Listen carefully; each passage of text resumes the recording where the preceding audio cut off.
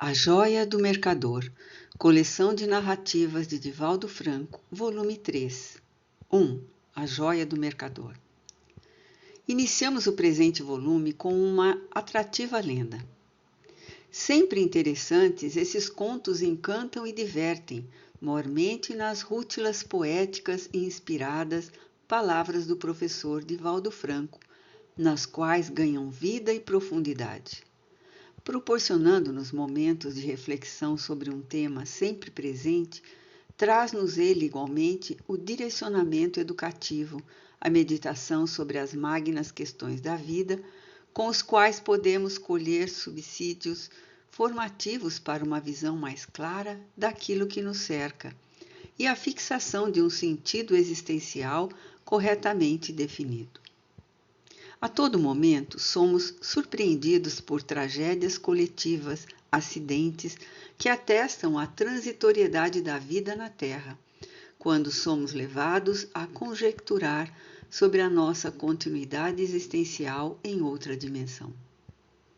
Apreciemos, pois, esta narrativa, na qual, ao sabor da sua própria emoção, Divaldo nos irá transportar ao mundo mágico da literatura educativa, através das bucólicas paisagens da Arábia dos sonhos, tocando-nos a sensibilidade de forma gratificante.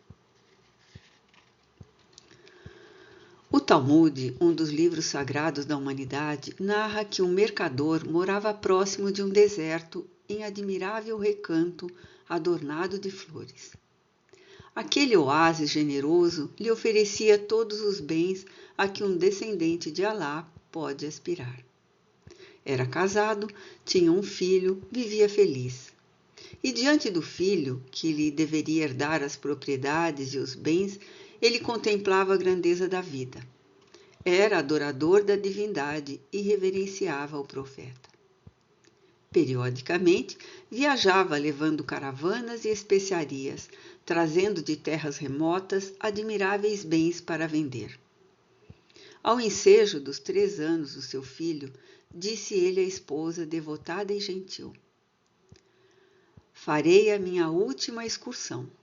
Sou beduíno do deserto e desejo fazer uma viagem final. Disponho de bens e tenho um dos maiores tesouros da terra, nosso filho.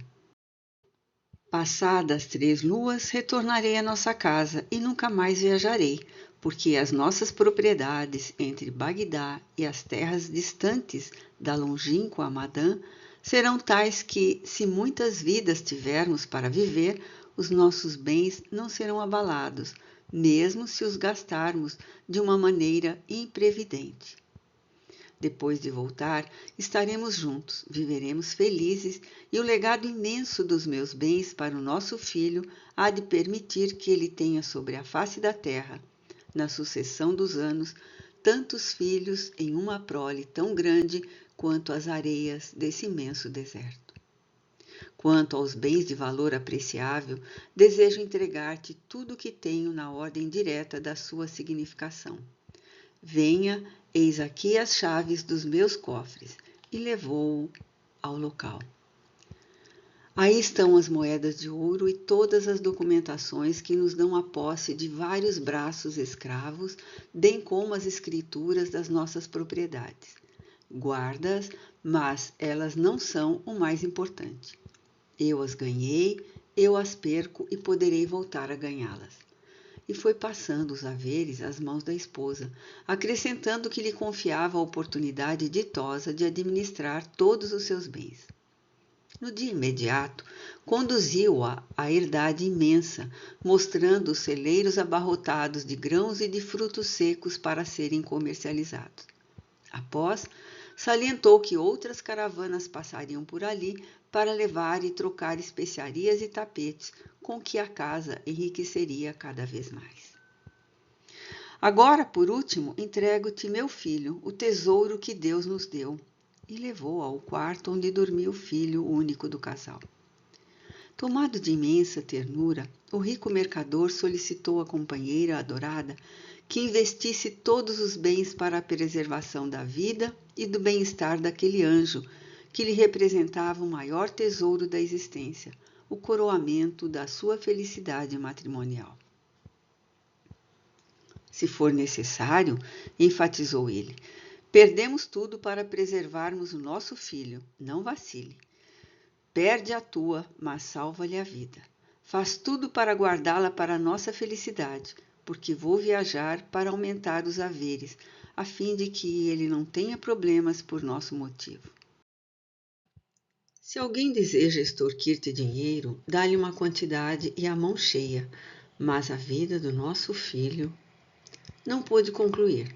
As lágrimas lhe afloraram aos olhos e a voz ficou sumida na garganta túrgida. Assim dizendo, o mercador beijou-a e ao filho querido, que ainda dormia, e se foi. A caravana partiu na direção das tarefas a conquistar. Passaram-se largas as noites de lua e tristes as noites de escuridão. Terminado o prazo, como recomenda a tradição beduína, à véspera do retorno foi despachado um servo adiante para informar a família o lugar em que ele se encontrava, a data e a hora provável da chegada. Trazia sedas da Babilônia, especiarias da Pérsia, incenso e nardo da distante Fenícia. A esposa mandou preparar a estrada para recepcionar o marido. Adornou as tamareiras com um tom de festa. Mandou assear a propriedade. Escolheu um repasto opíparo para homenageá-lo. E a hora aprazada, com tocadores de flautas, oboés e tambores, esperou que a caravana se adentrasse e ele saltasse do camelo, coberto de pó, e a abraçasse para o beijo tradicional. Antes de qualquer cerimonial, ele perguntou à esposa: E o nosso filho? Onde está o nosso filho? Desejo vê-lo agora. Pela ordem, redarguiu ela com um sorriso desenhado no rosto amigo. Por que a pressa? As tradições mandam primeiro o banho, depois a refeição, e na mesma ordem que me entregaste as riquezas de nossa casa, eu te as devolverei, até o momento do nosso anjo celestial. Ele inquieto foi banhar-se. Servos untaram-lhe o corpo com óleos e perfumes preciosos. Vestiu a indumentária, pôs o albornoz e sentou-se à mesa baixa para sorver a refeição, enquanto bailarinas abrilhantavam as solenidades de recepção, trazendo-lhe a alegria da música, dos movimentos, para adornar-lhe a festa de chegada. Ansioso e saudoso, falando baixinho, disse à esposa: Mulher, vai buscar o nosso anjo, desejo vê-lo agora. Ainda é cedo, contestou ela. Pretendo antes te mostrar que me tornei hábil negociante. Comprei joias, pedras preciosas, e esse tesouro eu te devolvo. Pertence à tradição da nossa casa. E chamando o marido, levou-o ao cofre. Abriu-o, apresentou-o abarrotado de moedas de ouro e adiante documentos novos, pormenorizando detalhes da aquisição de propriedades recentes nas circunvizinhanças. Vê, tem mais ouro do que quando partiste. Ressaltou Ufana. Durante a tua ausência, eu me posso jactar de ter sido uma administradora fiel e inspirada. Logrei comprar novos escravos, jovens da Núbia e da Dalmácia, de mercadores que por aqui passaram em caravanas festivas. Tive a felicidade de trocar muito bem tâmaras secas e figos por grãos de trigo preciosos, para semear e abastecer futuramente nossos celeiros de pães. Desejo colocar na mesa da tua sabedoria aquilo que a minha habilidade de mulher logrou conseguir com eficiência. Todos os nossos bens estão multiplicados. Diante da felicidade que se desenhava no rosto, o marido beijou-lhe as mãos agradecido e propôs: Agora, o nosso filho, por favor, quero vê-lo. Ela novamente replicou: Calma, ainda é cedo. Restituo-te os bens na mesma ordem em que me os entregaste. Agora venha ver as propriedades novas adquiridas. E colocou-se em marcha, levando-o à porta do fundo da propriedade. Dali, mostrou-lhe o campo coberto, amplamente semeado. Jasmineiros em flores balsamizavam a natureza. O trigal maduro oscilava no contato do vento, sob um crepúsculo que se despedia de uma festa de ouro e de fogo sobre os montes de dunas do deserto. Caía a noite, salpicada de estrelas, quando então ela lhe disse: falta apenas uma questão que me perturba, porque somente esse problema eu não soube resolver. Em todas as situações me saí muito bem, porém trago um drama de consciência. Alguma coisa me diz que a minha conduta não foi correta.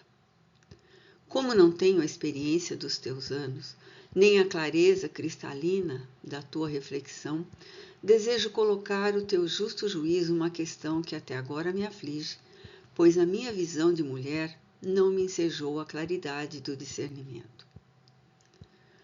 Naquela manhã, quando partiste, prosseguiu a mulher, ainda não havia desaparecido na curva do caminho em direção do deserto, quando uma serva me veio chamar para atender a um venerando ancião que batia à nossa porta. Era um homem que tinha nos olhos a luminescência das estrelas, o sorriso desenhado na face crestada pelo sol, as pérolas de Ofir. Nota 1. Ofir é o nome de uma região mencionada na Bíblia, famosa por sua riqueza. Supostamente, o rei Salomão recebia carregamentos de ouro, prata, madeira, de sândalo, pedras preciosas, marfim, vindos de Ofir a cada 3 anos. Transformadas em dentes bem cravados na boca, a testa larga parecia-me o esplendor do mês de Ramadã, e os cabelos anelados e salpicados da neve dos anos adornavam-lhe a face maravilhosa.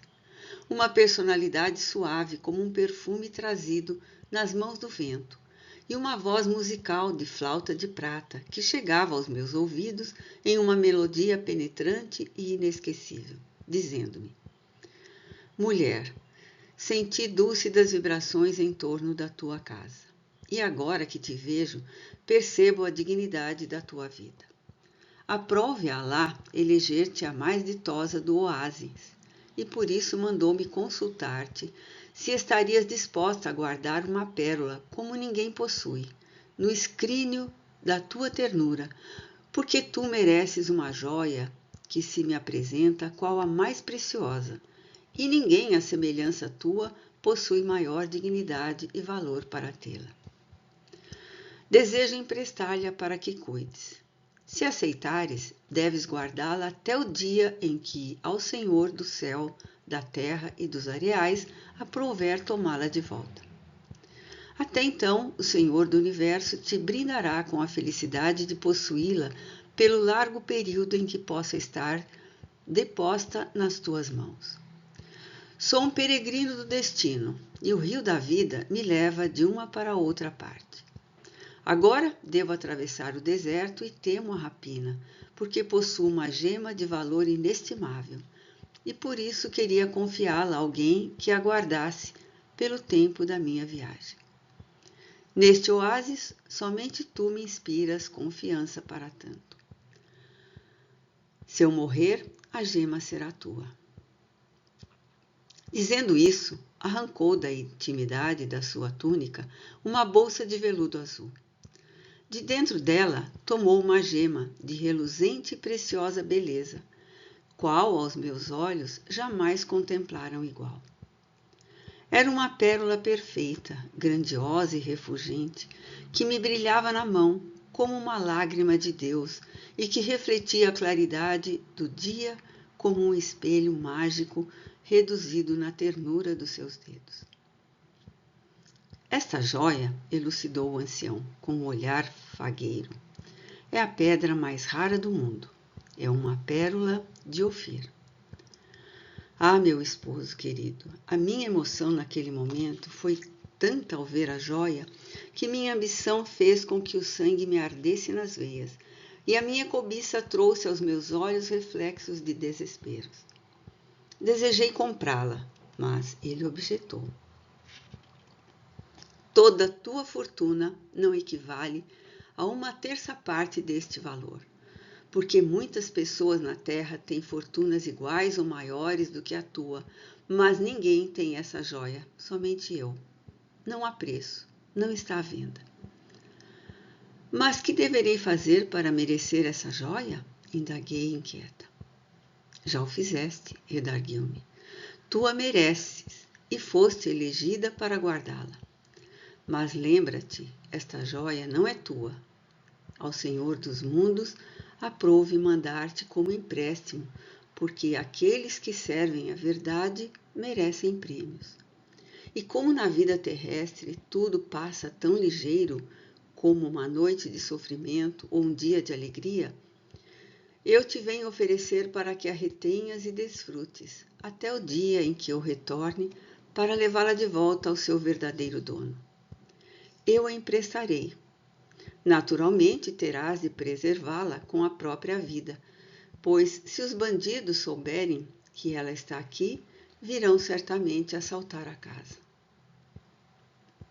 Mas por que arriscar a vida por um patrimônio que não é meu? Interpelei-o. Bem, mas o que é nosso na terra? O que nos pertence na vida? Tudo passa, argumentou ele com bondoso sorriso. Então, marido, a cobiça de mulher me fez perceber que aquele homem velho e desgastado, embora de olhar estelar, não viveria muito tempo e provavelmente esqueceria. Havia-me dito que iria passar uma larga jornada distante, na qual certamente morreria. Não havia testemunhas. Aceitei a proposta e lhe disse que no instante em que desejasse retornar, eu a devolveria. Essa joia iria fulgurar no meio das outras gemas e adereços, e de todos aqueles tesouros que estão guardados em nossa caixa especial de ébano que fazem a nossa fortuna. Eu voltarei, notificou-me de olhar firme. Não duvides da sabedoria de Alá. Eu te a empresto, mas é minha. Voltarei um dia para tomá-la de volta. Não te esqueça disto. Deu-ma e partiu. Recebi emocionada aquele inestimável tesouro. Senti nas mãos o frio contato da gema preciosa. Aquecia, estreitando-a de encontro ao peito, deixando-me levar pelo seu encanto. Temendo que ela fosse roubada, guardei-a, e diariamente abri o cofre para deslumbrar-me com o seu brilho de fulgurante esplendor e para tocá-la suavemente com meus dedos. Deixei-me empolgar e, tomando de uma corrente de ouro trabalhada, detive-a entre os meus seios e acariciei-a para sentir-lhe a presença, resguardando-a nos tecidos caros da minha indumentária. Ah, marido, hoje, exatamente hoje, ao vestir-me para aguardar-te, eis que de surpresa o miserável eremita chegou à minha porta. Uma serva veio correndo dizer-me: Senhora, aquele ermitão do deserto aí está à porta. Ele veio buscar a joia que te confiou há algum tempo. Uma tempestade de ira levantou-se-me no peito e congestionei-me de cólera. Fui atendê-lo e recebi-o com enfado. Que deseja de mim, peregrino? Recordei-me dele, mas perguntei, lançando um olhar meditativo na figura límpida daquele interlocutor. Quem é o senhor? Sou o proprietário da joia, aquele que te emprestou a pérola. Eu que amava aquele precioso bem, tentei dialogar e negar. Mas qual pérola? Não sei ao que o senhor se refere. A que te deixei aqui há 3 luas. Deves estar enganado. Sou mulher rica que possui gemas tantas que não aceitaria de um peregrino a mendigar uma pérola a mais. Sim, tu sabes que a tens. Eu te trouxe uma pérola de Ofir e te disse que era um empréstimo de Alá. Venho buscá-la e quero agora. Alá delegou-me o direito de tomá-la de volta, pois este é o momento em que partirei rumo às estrelas e desejo levar minha joia para que fulgure no empíreo e seja também um diadema de Deus engastado na grandiosidade do infinito, para que todo o universo possa vê-la esplender. Vai buscá-la, mulher. Mas a pérola agora é minha. Eu investi uma fortuna. Porque quiseste. Eu te disse que era emprestada. Venho buscá-la porque agora retorno à minha casa e quero levá-la comigo. Lamento muito, mas o tempo em que a desfrutaste, em que a sentiste no corpo e que a adornaste, será que não valeu a honra de tê-la possuído, mesmo que por algum tempo? Dá-me de volta. Não tive como argumentar e dei-a com ominosidade, as mãos trêmulas, e quando ele a colocou diante do coração, eu o vi apagar o brilho e diminuir, e desapareceu, levando-a, deixando-me na tristeza e na solidão. Desejo saber, marido, concluiu a esposa, suspirando, amargurada após a emocionada narrativa. Qual seria a minha atitude correta? É verdade que ele me emprestou, mas empenhei minha vida por guardá-la e estava disposta que, se um ladrão entrasse na minha casa, eu perderia a minha existência, mas defenderia a minha propriedade. Tomei então uma decisão, e essa decisão me atormenta. Como não tenho tua sabedoria, pergunto, deveria ter devolvido a joia ou deveria tê-la guardado? Que farias tu? O marido tocou-a no ombro, desnudo, e carinhosamente perguntou: Mulher, ele te deu a pérola? Não, simplesmente me emprestou.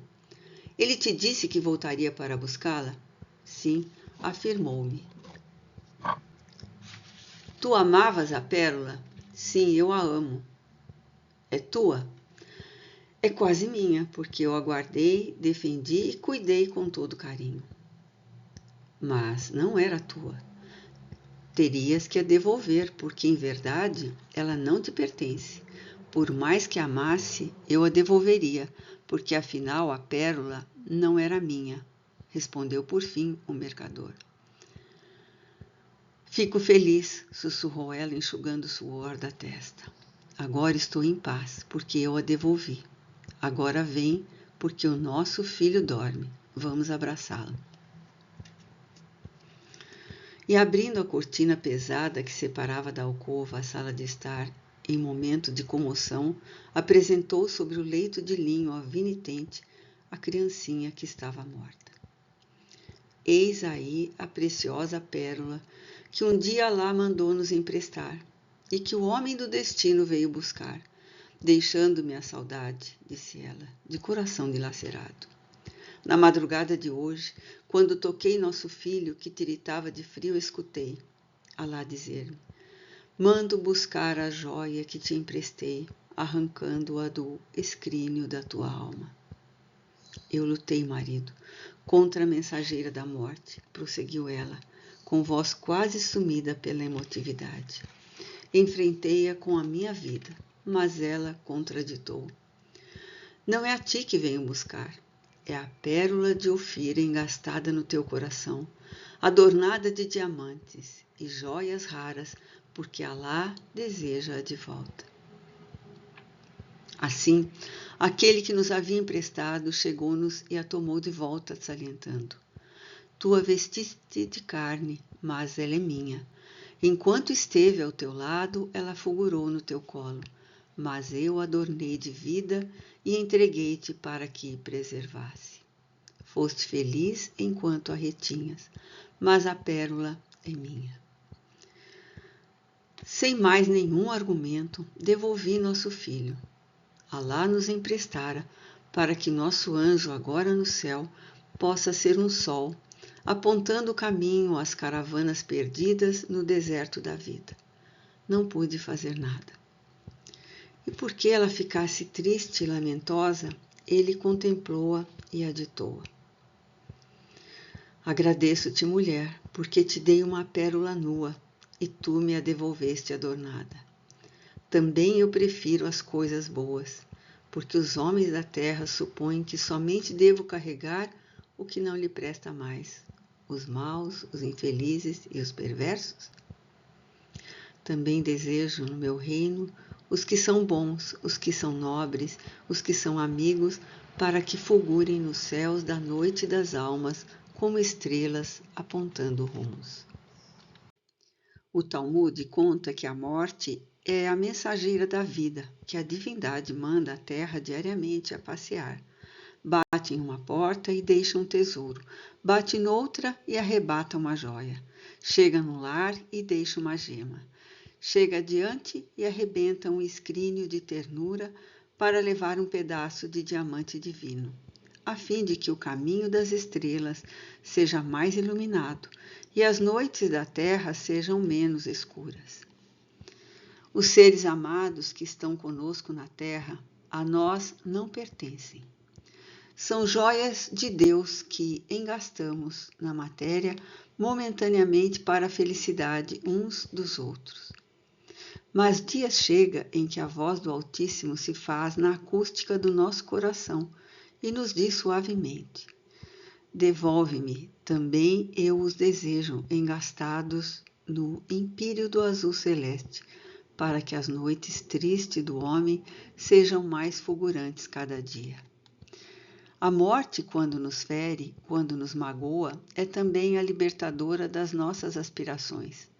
Que seria da vida se não fosse a realidade da imortalidade?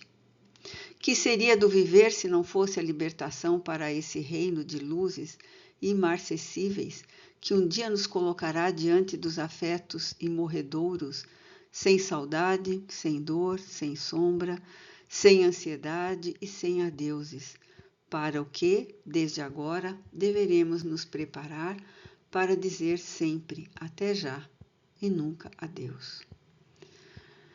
Em verdade, não há Deus, porquanto uma doutrina de bênçãos caiu sobre a terra na noite da amargura do homem, para dizer-nos que ninguém morre. A morte é uma transformadora de vidas.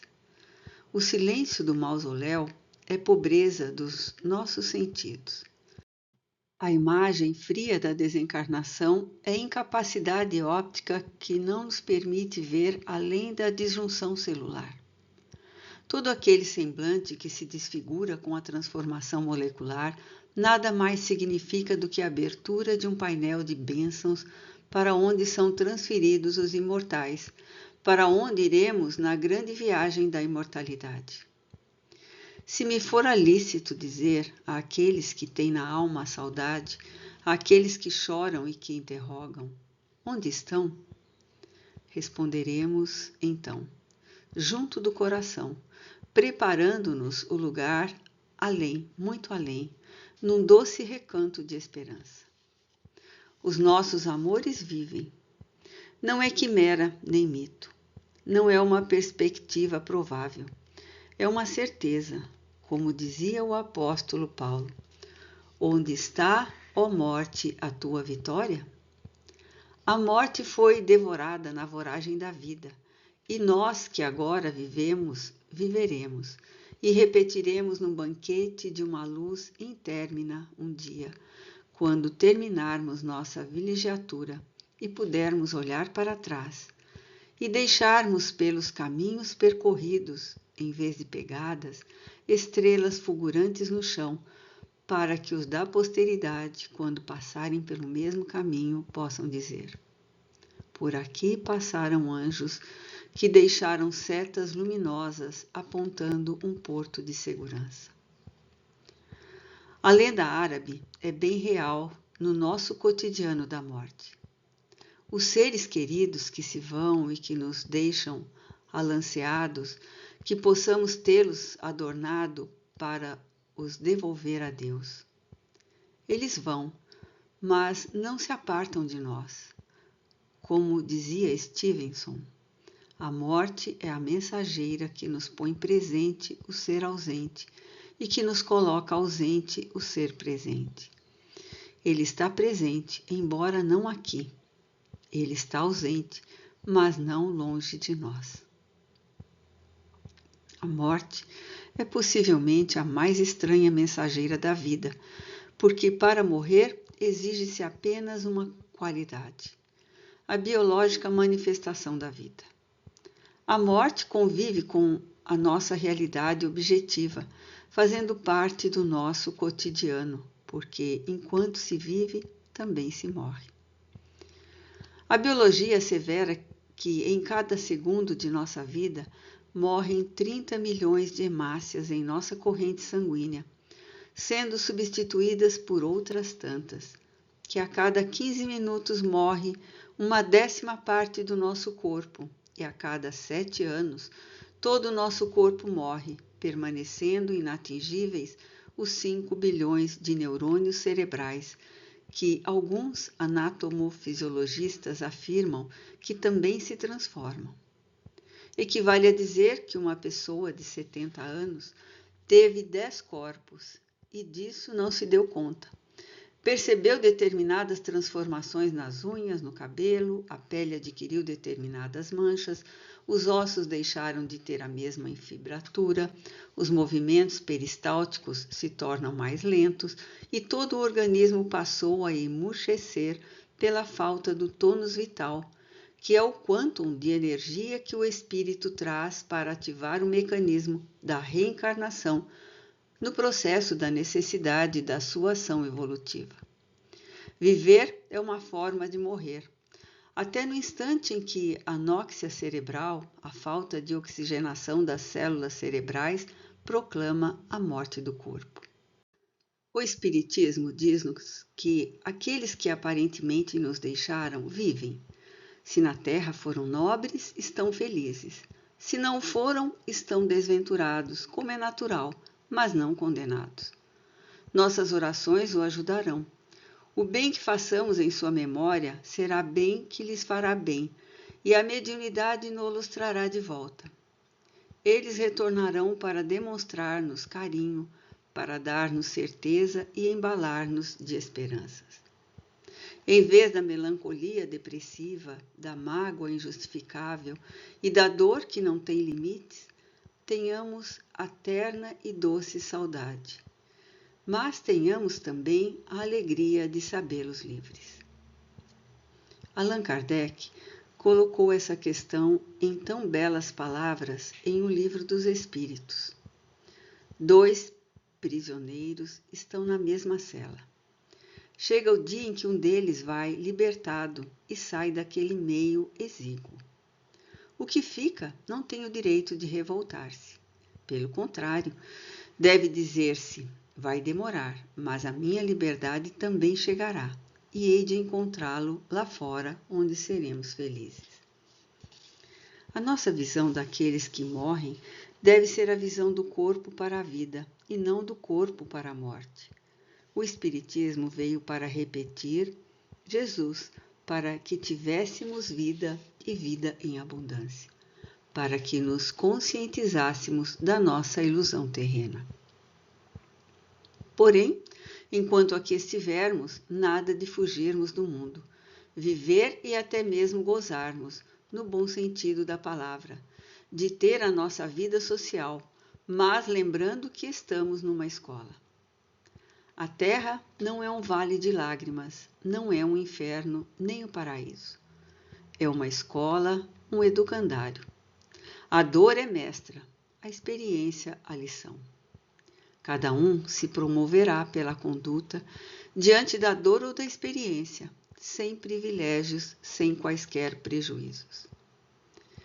E se nos colocarmos bem, esta ave tão estranha, que se chama felicidade, se agasalhará em nosso coração, e um embalo de paz tomará conta de nós, porque o Consolador que Jesus prometeu já chegou à Terra em 18 de abril de 1857, em Paris, quando Allan Kardec publicou O Livro dos Espíritos, que é o maior tratado de filosofia universal, explicando que o homem de onde veio, para onde vai e por que sofre.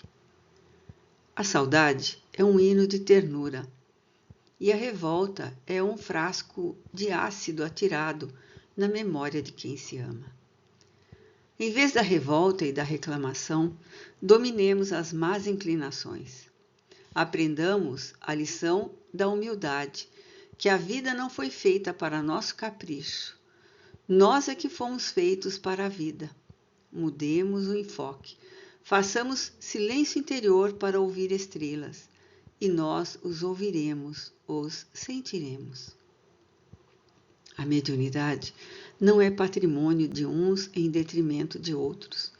Todos somos médiuns, como todos temos um regular nível de percepção intelectual ou de memória, que trabalhadas, educadas, ampliarão a sua capacidade.